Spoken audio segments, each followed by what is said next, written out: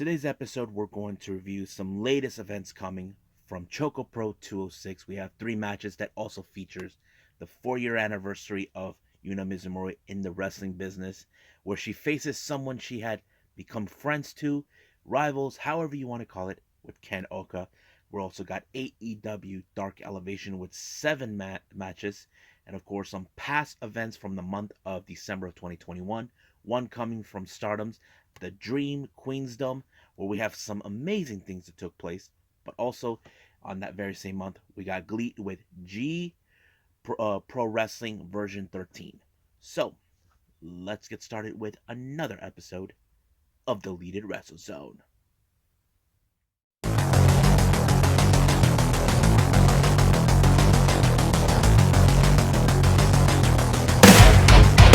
Are you ready? Get up, get up! Get up, get up! Get up, get up! Get up, get up! Get up, get up! Get up, get up!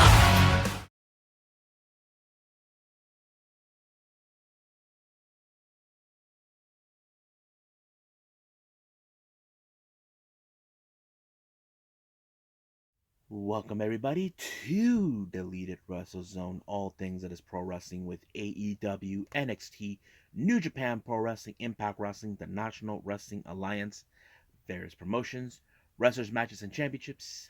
I am your host, J. Rod here. So, as I mentioned before, we are in ChocoPro 206. Now, this is a special event. Now, normally, ChocoPro never puts an event on a Monday. Reason I say this, they normally do things on the weekends, but if there's like events like the Oak Tag League, which is one that happens throughout the week, or there's a special occasion type of match, well, the obvious question, this one is an obvious occasion. As I mentioned, this is the 4-year anniversary of Yuna Mizumori as a pro wrestler. As you know, she was trained by Emi Sakura, and I have to say this was a very interesting match because she faces Ken Ohka. But that's our main event of that very same show. But the first show we got Yuko Sakamura teaming up with Shin Suzuki, taking on Saki and Balinaki. Now, I did not know this, but it was revealed that Saki and Balinaki had been tag team partners before. I'm like, I didn't even know that. But at least I learned something every day. But just to let everybody know, both Yuko Sakamura and Saki, they're both part of the Colors Girls Pro Wrestling unit. Basically, they're part of that promotion that Saki formed after she and several other members of the At-Risk Girls roster left. But now they're on the opposite side of each other. But the real question does remain. Can Balinaki hold it together? As you know, he's still coming out of his loss of the Asian Dream Tag Team titles with Mei Suruga. And it appears that maybe Mei Suruga could be in a bit of jealousy due to the fact that Saki is acting the same kind of, how do I put this?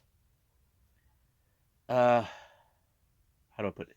She kind of acts like doing that elbow pose with Bali, and something that Mei Suruga's done that. But I don't know. I hate to see Balinaki be put in the middle where who's gonna win Balinaki, that sort of thing. That kind of would make me laugh. I don't know, but I just don't know. It just makes me laugh even thinking about it. But it was a good match. But it was Saki who won the victory. I have to say it was an interesting to see because the thing is, it's still unclear to me how long these two, both Balian and Saki, haven't teamed up. But I have to say it did a pretty good job. I know Balinaki will bounce back from losing the Asian Dream Tag Team titles, but he right now knows he has a bullseye on his back as the Super Asia champion. That's what I can say. Now, our next match, we have another tag team action. We got Sayaka Obihiro teaming with Rina Yamashita, taking on the newly crowned Asian Dream Tag Team champions, CDK, Masahiro Takanashi, and as Balinaki likes to call, the bastard, Chris Brooks. And not to mention, Brooks is trying to be a little bit gloaty. As you know, when he takes off, he tried to hand over the belt to Mei Suruga. Mei Suruga said no.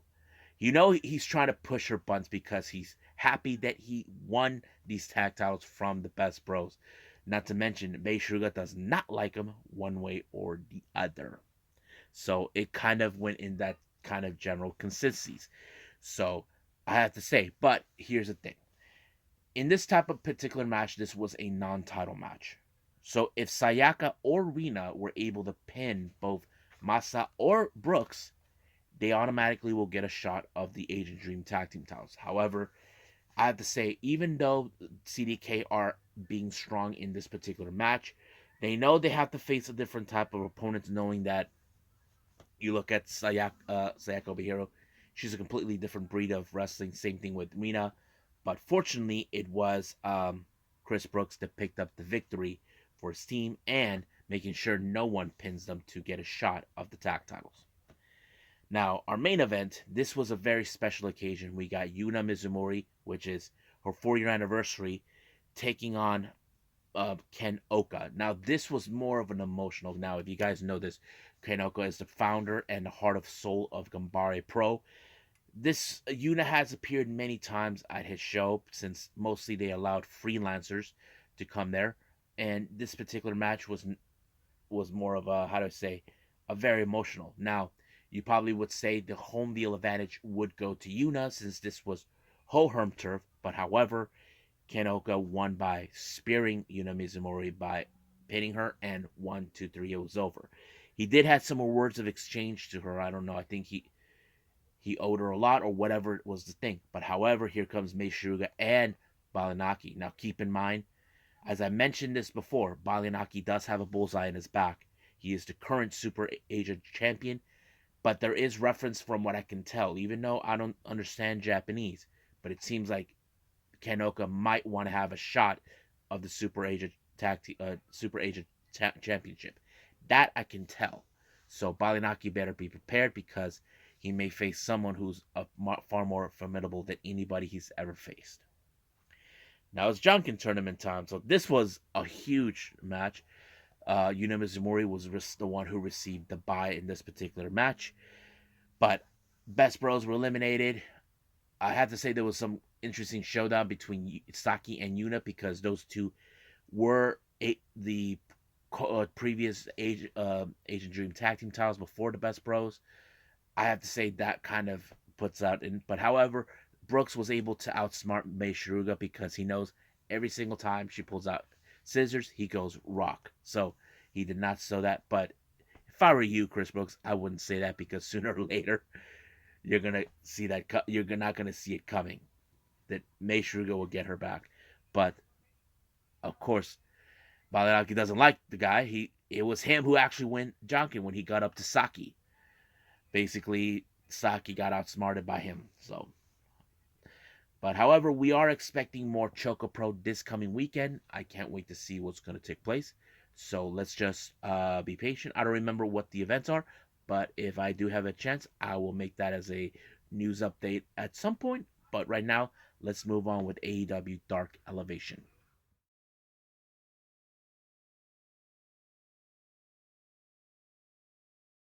All right, AEW Dark Elevation opened up with Joro No representing the AHFO, the Andrade Hardy family office. Now, we have been seeing certain things have been taking place.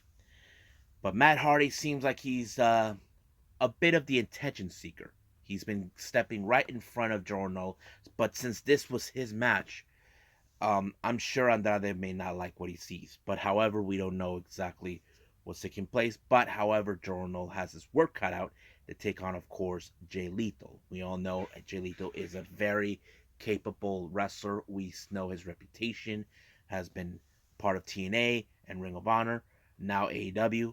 But however, this was a very tough task. But there was a moment that Jorno did countered the lethal ejection once, but second time, not so lucky.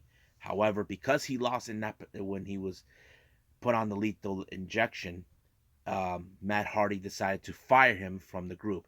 However, Jose did not like what he sees. I did put in Twitter, he's saying that the way he even disrespected Jose. But the real question does remain: Will Andrade keep Joro knowing that maybe the reason the HAFO hasn't succeeded was because of him? We may never know, but we can expect the unexpected sometime in the future. Our next match, this is an interesting match. Two interesting female wrestlers, Sky Blue, Red Velvet. If you think about it, you look at the colors, blue and red, blue and red, blue and red. I'm like, I didn't even think about it when I saw it, but I have to say, I think they're almost equally in their capability. However, in this match, Layla Hirsch comes out since you know she has her issues towards Chris Brooks, and Red Velvet is her friend, and basically it kind of puts it into perspective. However, because of Layla Hirsch, there is the possibility that Red Velvet could lose to Sky Blue, but not taking it out on her. As you know, she probably would take it out on Layla Hirsch. But the real question is, what was Layla Hirsch trying to do to antagonize her? We know that she has her issues with both Red and Chris Statlander, but we don't know. But it was the final slice that put away Sky Blue, giving her the victory.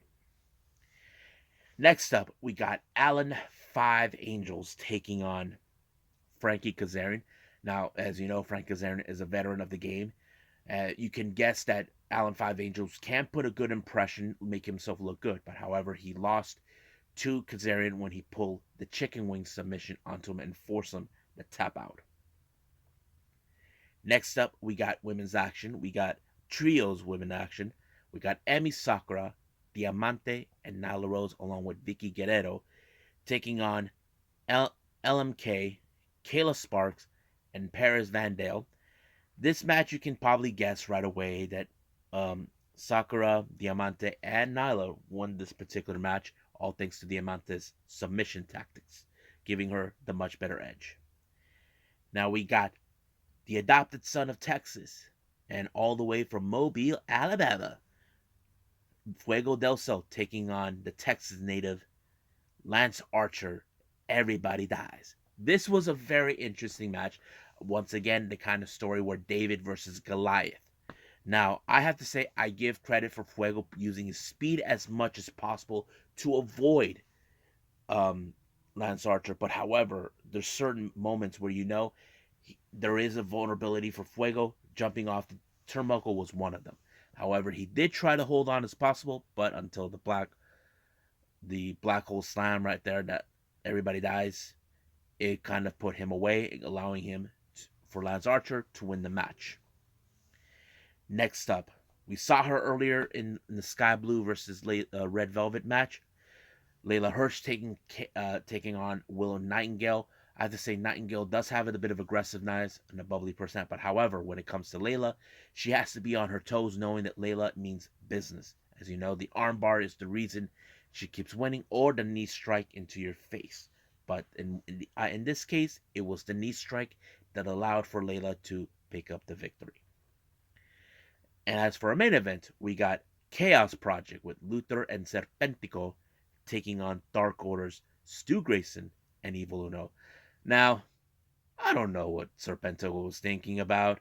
He tries to pick up Stu Grayson. He doesn't have the strength. He tried to chop him. It didn't work. And of course, we have to hear the annoyings of Luther with his squeaky voice, driving us crazy. But it was the fatality that put away Serpentico, giving Dark Order the victory. So better luck next time, Chaos Project. So I have to say it was a pretty good match. I enjoyed it. I have to say this was the majority of this match was more about the stars within AEW more than we've seen with the freelancers or the wrestlers coming from the independents. So I have to say I give it a pretty good plus on this one. So I think that's pretty much it what I got for you guys with AEW.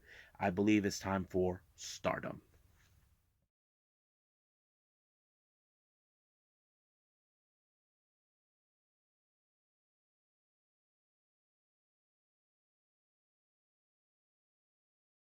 So here's a past event from December 29th of 2021 with Stardom with Dream Queensdom. This was one of their last big events of the year. As you know, New Year was coming up.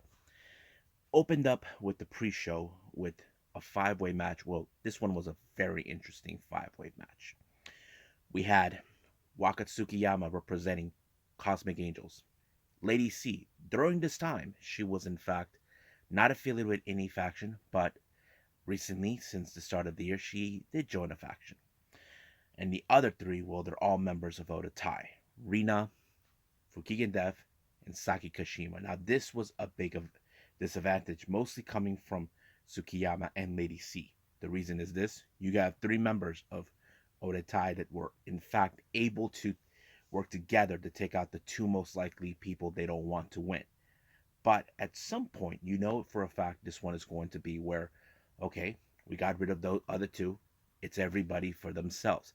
But the real question is, which member of Oda Tai is going to walk out? Now, for me, if I was a betting man, I was going to go for Saki Kashima because, she's a bit more vicious. But I'm glad I was wrong because I forgot we got the high speedster herself,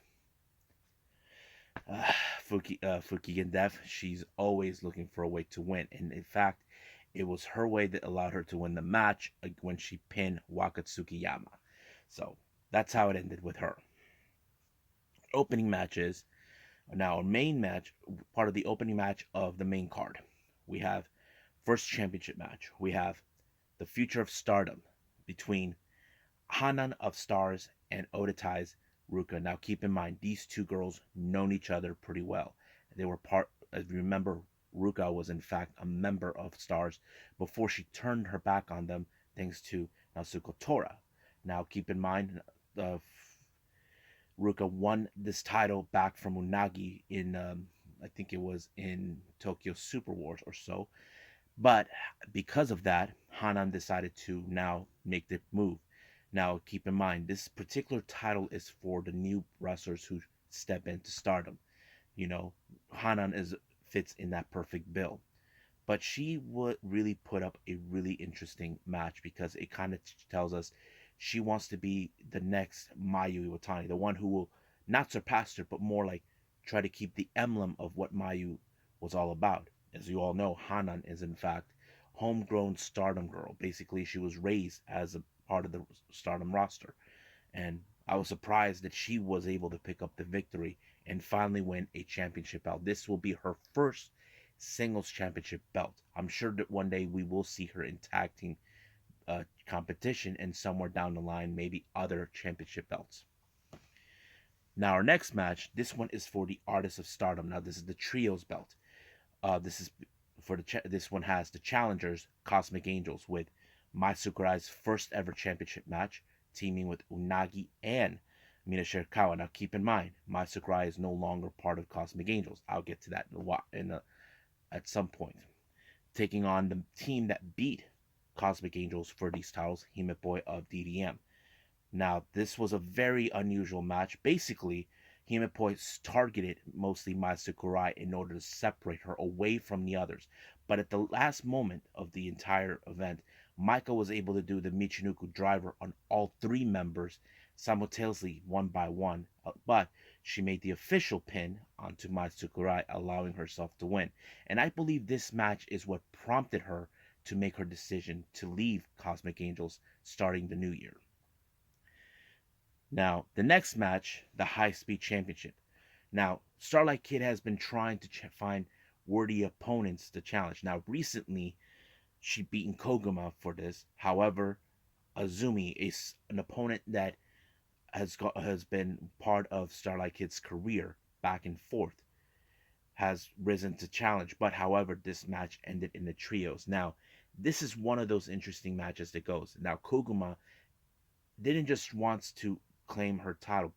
Was like, how do I say this? An objective that she wanted. As you know, she is one half of the Goddess tag team titles with Azuki.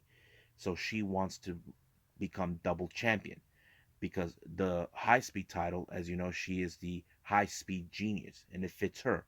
But however, it was Starlight Kid that was able to retain the title by pinning Koguma.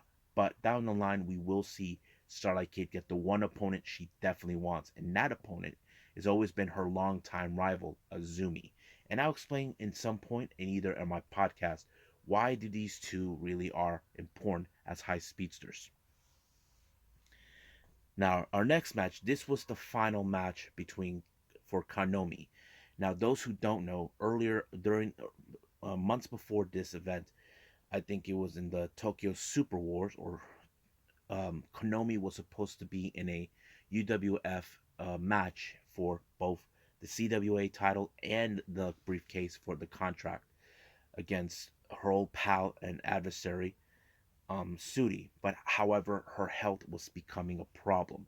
Now she did came back and she made officially during one of their events in Shinjuku, where she announced that by the 29th of December of 2021 will be her last match due to the fact that she's taking a hiatus to recover from her health. But however, because of this, she is prompting saying she will not be returning as a full-time member of the roster, but she will be returning to Stardom as a freelancer. Now, some of you probably say, why is that? Why would she go in that route? Well, um, there are times in this type of situation where, of course, Konami, where wrestlers who make their last runs, they probably would retire by becoming freelancers before calling it quits. But her last opponent, now she has faced many opponents. Her last opponent turned out to be Julia, leader of DDM. She was the one who approached Konami to be her final opponent for this particular event. And of course, this was one of the reasons. Now, I'm sure Sudi, who is a very close friend of her, was a bit biased because she would love to support both of these women, but she can't. She may have to watch this. And I have to say, many people would have assumed that Konami would walk out as a victor of this particular match, but not the case. It was Julia that walked out as the winner and was the one who gave the final farewell to Konami, saying goodbye. Now, Konami may have finished the match, but she did came back for the main event to commentate to see her pal Sudi win the red belt. But that's another time. That's in a little bit later. Now, our next match was a very unorthodox tag team.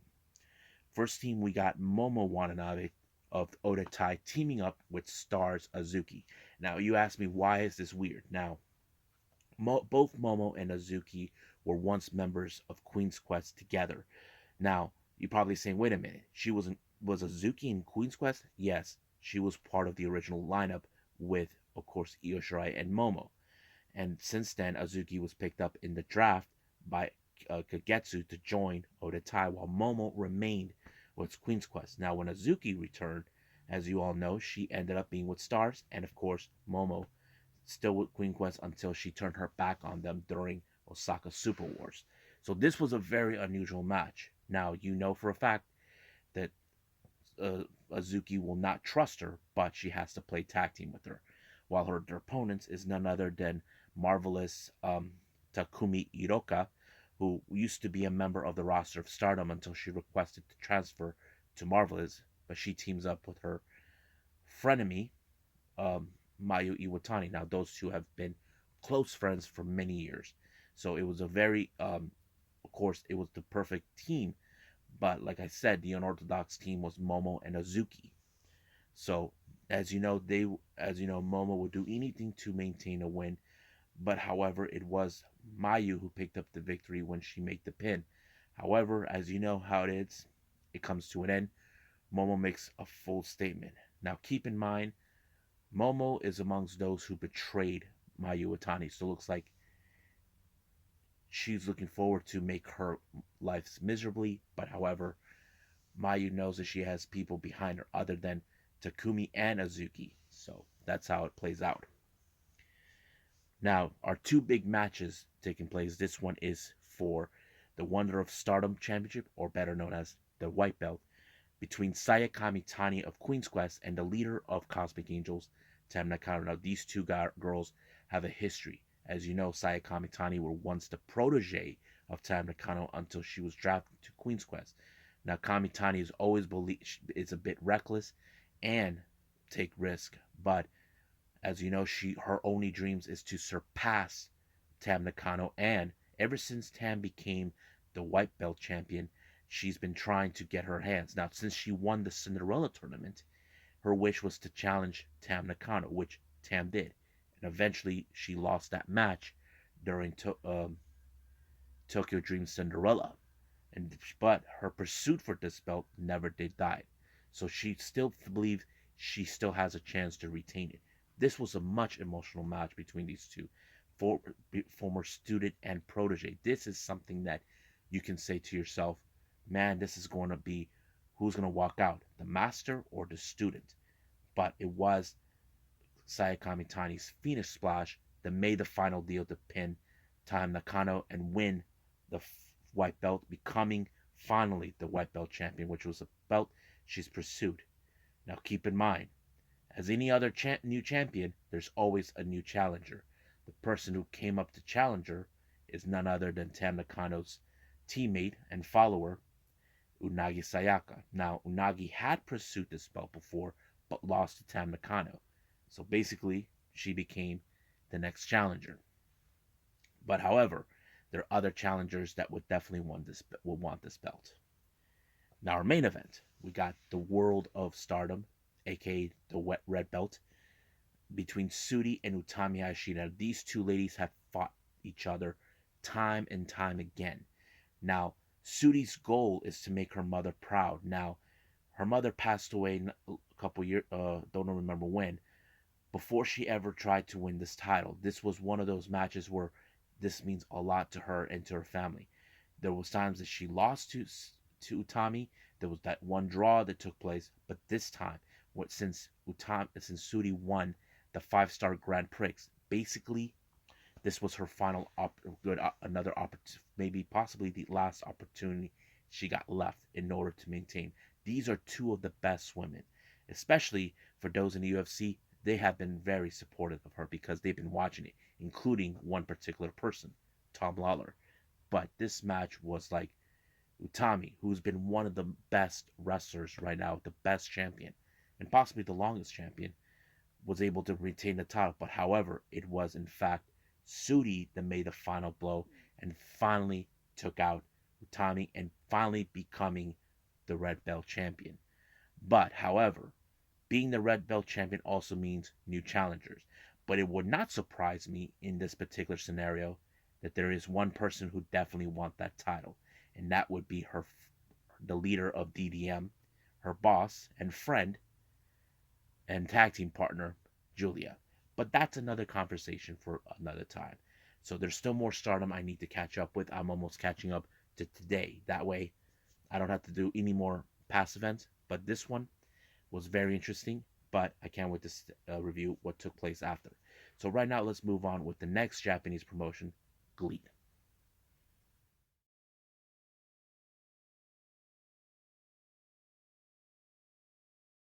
Okay, this is a very interesting promotion. I have talked about this GLEAT many times over. This is one of their past events on the same month of December, on the 11th of 2021. This one is the G Pro Wrestling verse 13. A lot of interesting took place. Mostly this one was involving two different factions. Amongst them is Strong Hearts, Shima's group, taking on the Bulk Orchestra. Opening match, we have Strong Hearts, Linda Man, and Ise Onitoku taking on members of another team called Kaz Hayashi and Noriyuki Yoshida. Now, this was a very interesting match. However, as you know, Strong Hearts had a lot of things in their plate. But however, this time in this particular match, it was Kaz Hayashi who picked up the victory when he pinned Issei for the 1, 2, 3. Now, you can say that this particular match, maybe Strong Hearts, were not 100% focused because of their intense rivalry with Bulk Orchestra.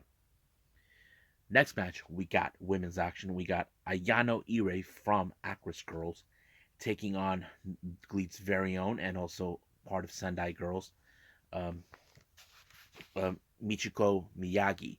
Now, I would say she's a fun-loving girl, but however, when it comes to Michiko Miyagi, she is a bit more strong individual. I've seen her how she is. She's really impressive. But however, it was the roll up that allowed Michiko to pick up the victory against Ayano. So she won by the 1-2-3. Next match, we got singles competition. We got Keiichi Sato taking on Takanori Ito. This one was very interesting because it kind of was interesting to watch between these two. Pinfall, submissions, nothing until it was Takanori Ito who picked up the victory, pinning Sato into this one, giving him the 1-2-3. Next up, we got tag team action. We got Yu Itsuka and Minoru Tanaka taking on members of Bulk Orchestra, calling themselves Daisan Serioku, consistent of Kazuma Sakamoto, who I mentioned in Dragon Gate, teaming with Quiet Storm. Now, these guys are a bit of the aggressive group. Keep in mind, these guys are proving they are the most dominant faction within this promotion, and they always have. But it was Quiet Storm that picked up the victory when he pinned Tanaka. Once again, proving Bulk Orchestra is the dominant faction in this promotion. Now, our next match, we have Strong Arts consistent of Shima, T-Hawk, and Shigeru Iro taking on members of Bulk Orchestra consistent of Nobuhiro Shimatani, Hayato Tomura, and Roichi Kamawami. Now, this was, as you know, a rivalry that this is going to end where someone has to win. But it was Shimatina who picked up the victory when he pinned Shima. Now, keep in mind, Bulk Orchestra feels like we got one on you, but Strong Arts feel that they were robbed instantly. So, out of the executive decision by the officials of GLEAT, they made this decision to have a 10-man tag team match involving all members of Bulk Orchestra and Strong Arts. So basically, it was more like unfinished business that came. But however, the actual main is who is the most dominant faction.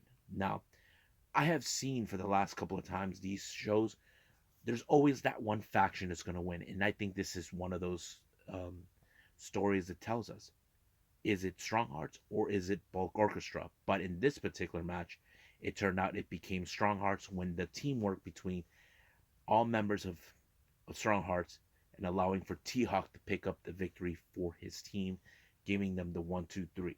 So basically, they got one on this one because the entire night it was all Bulk Orchestra. But you can tell from this is far from over between the two groups, and they're not going to stop until one proves who is the strongest and the most dominant faction between both.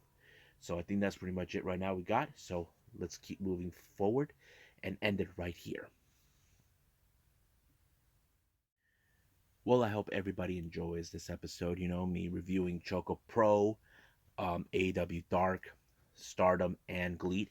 I know some of you probably get tired of me talking some of the past events, but they're still awesome to watch regardless if I haven't seen them yet. I'm still catching up with everything else, but I'll be catching up soon enough with Stardom and also with GLEAT, and we'll be fine from there.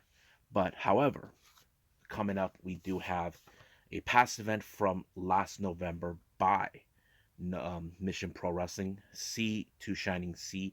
I haven't seen this one yet, but it's going to be a good one from what I can hear. But we also cannot forget Real Time Wrestling. We got the NWA Power. We got AEW Dark and NXT 2.0. So that's pretty much what's going to happen. If there's any news updates, I will announce them as soon as possible, either by itself or during the episode. So I think that's pretty much it. So I'll see you guys in the next DWZ time. Same DWZ channel. I must bid all of you adieu. So, goodbye. Mwah. And have a nice day. Bang.